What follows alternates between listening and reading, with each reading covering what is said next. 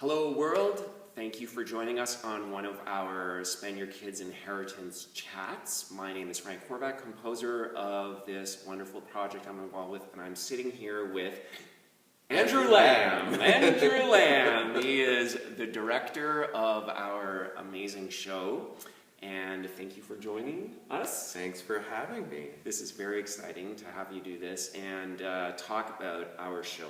So, where do we start? By maybe just simply asking you, what specifically appeals to you about this show, and why do you feel like you want to direct this? Absolutely. Well, one of the things that really appeals to me about this show, apart from the humor and the excellent music that you've written, is the idea that we're seeing older characters on stage.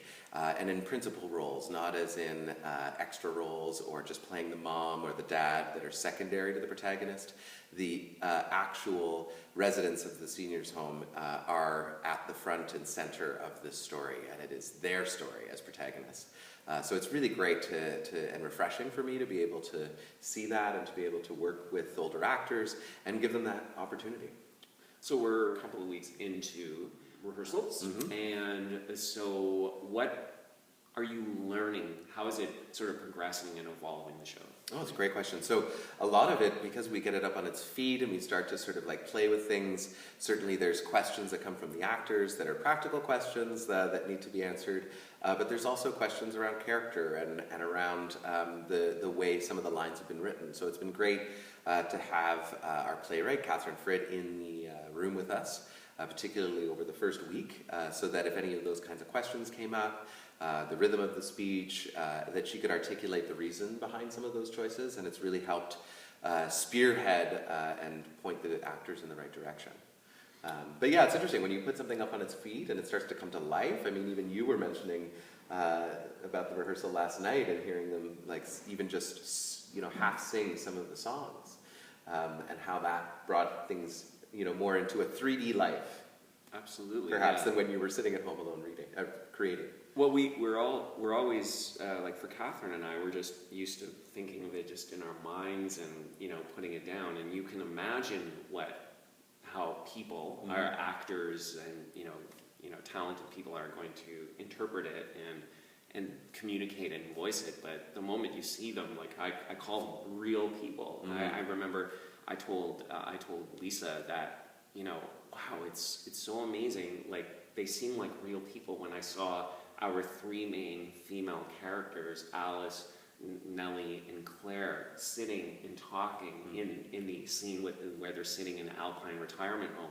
They were like three good friends. It's like I would never know. I almost forgot at the moment they were acting.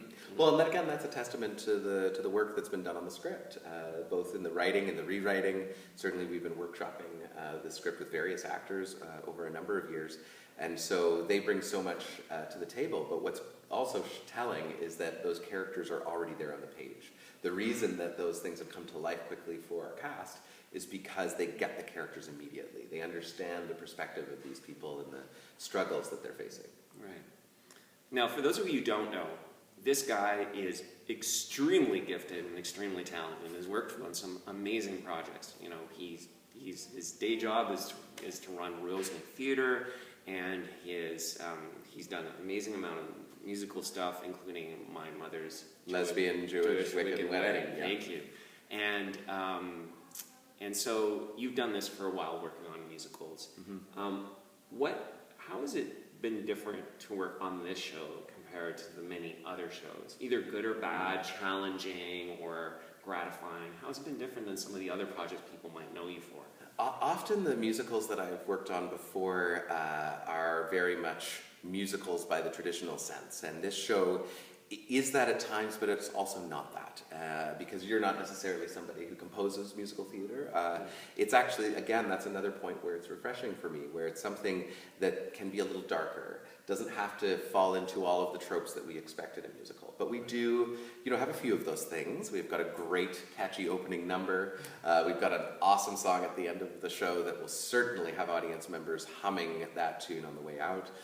So there's elements like that, but then there's other really kind of interesting dark things. There's some dub poetry in the show from our youngest character, a teenage character that's on stage. So there's punk rock. Yeah, there's our punk rock number, which of course that was a nice challenge for you. It's like, oh, we're gonna have this punk rock judge scum show up, which is another. So like it's pushing the boundaries. It's actually kind of pushing forward the notion of what traditional musical theater can be thought of, and I think will be not only embraced but really enjoyed by our audiences. Thank you for watching. Bye for now, everyone. Bye.